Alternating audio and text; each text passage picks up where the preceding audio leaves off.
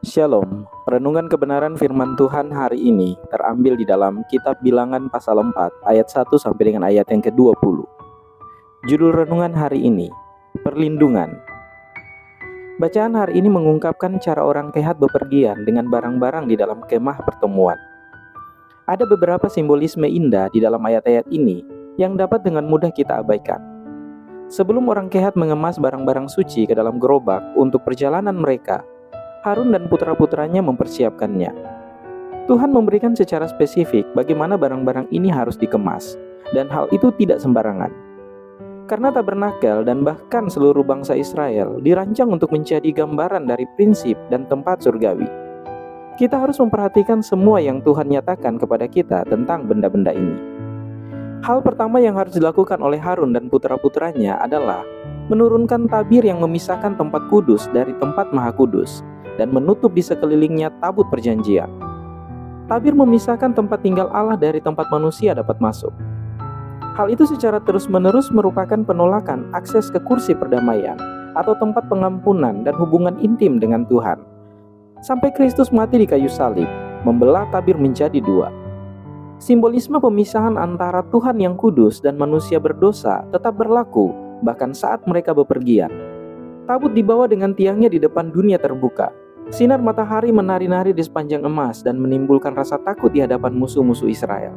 Namun pembacaan kita dengan jelas memberitahu kita bahwa pertama, tabut itu dibungkus dengan tabir pemisahan. Kemudian tirai dengan kedap air yang terbuat dari kulit sapi laut. Dan terakhir, kain berwarna biru solid. Apapun perjalanan yang kita lalui, akses kita kepada Bapa hanya datang melalui darah Yesus. Natur kita yang berdosa bahkan tidak dapat dengan berani memandang hal-hal dari Allah. Juga kekudusan Allah tidak dapat menghubungkan dengan kerusakan dosa manusia. Satu-satunya cara keduanya dapat bertemu adalah melalui pengorbanan Yesus. Ayat 5 dan 6 menantang pemandangan kita tentang masa lalu. Ayat 7 dan 8 akan membuat kita bersemangat. Ayat-ayat ini menjelaskan bagaimana mengemas meja dengan roti sajian. Pada awalnya perintah ini tidak terlalu menarik. Yang menarik adalah bagian terakhir dari ayat 7. Roti sajian harus tetap ada di atasnya. Roti itu melambangkan orang Israel. The Rose Book of Bible Chart memberitahu kita tentang roti yang diletakkan di atas meja roti sajian. Dikatakan, Harun dan anak-anaknya menempatkan 12 roti yang terbuat dari tepung halus. 12 roti ini melambangkan 12 suku Israel. Meja dengan roti-roti itu merupakan pengingat terus-menerus akan janji-janji yang kekal. Perjanjian antara Allah dan keturunan Israel.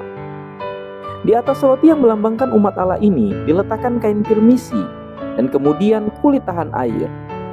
Sungguh pengingat yang indah tentang bagaimana hidup kita ditutupi oleh darah merah juru selamat kita. Kain merah itu melindungi roti sajian dengan cara yang sama seperti darah Kristus melindungi kita. Kemanapun perjalanan kita membawa kita, badai apapun yang kita hadapi, kita aman di bawah perlindungan darah Kristus. Kiranya Tuhan Yesus menolong dan memberkati kita semua.